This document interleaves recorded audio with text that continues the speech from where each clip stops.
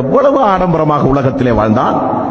முஸ்லிம்கள் இஸ்லாத்தை எடுத்துச் சொல்லும் போது இவரெல்லாம் முஸ்லிம்களுக்குரிய மார்க்கம், முகமது நபியர்கள் கொண்டு வந்த மார்க்கம், மக்காவாசிகளுக்குரிய மார்க்கம் என்று சொல்லி மார்க்கத்தை உதாசீனப்படுத்தினான். தமிழிலே திருக்குர்ஆன் வழங்கப்பட்டு திருக்குர்ஆன் படிக்க தூண்டும் பொழுதெல்லாம் முஸ்லிம்களுக்குரிய வேதம் என்று ஒதுக்கினான்.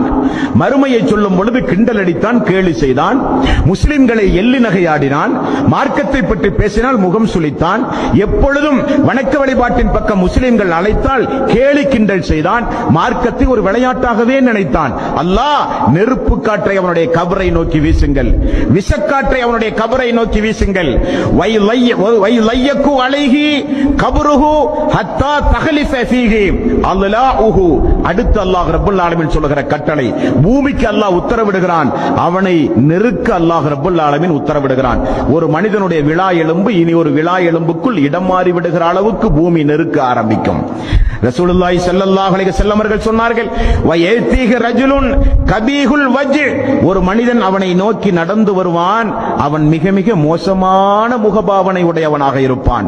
கபீகு சியாப், அவனிடத்திலே மிகப்பெரிய துர்வாடை நாற்றம் அடிக்கக்கூடிய ஆடையோடு அவன் வருவான். முன்தினுர் ரீஹ், அவனிடத்திலே மிக மிக மோசமான துர்வாடை வீசும். அவனை பார்த்தாலே பாதி உயிர் போய்விடும். அந்த அளவுக்கு அலங்கோலமான ஆக்ரோஷமான முகம், மிக கேவலமான ஒரு முகம், மிக நாட்டம் அடிக்கக்கூடிய ஒரு ஆடை, அவனுடைய மேனியிலிருந்து வருகிற துர்நாற்றம் சுப்ஹானல்லாஹ் சொல்லி மாளாது என்றார்கள் ரசூலுல்லாஹி ஸல்லல்லாஹு அலைஹி வஸல்லம். ஃபயகூல் அப்ஸிர் பில்லதி யசூக, நான் உனக்கு ஒரு நற்செய்தியாக சொல்கிறேன், எந்த இடத்தை எந்த நாளை பொய்ப்பித்து உலகத்தில் வாழ்ந்தாயோ அந்த நாளும் இடம் இதுதான். ஹாதா யௌமுக்கல்லதி குன்த துஅத், அந்த நாளும் இடம் இதுதான் என்று சொல்லப்படும்.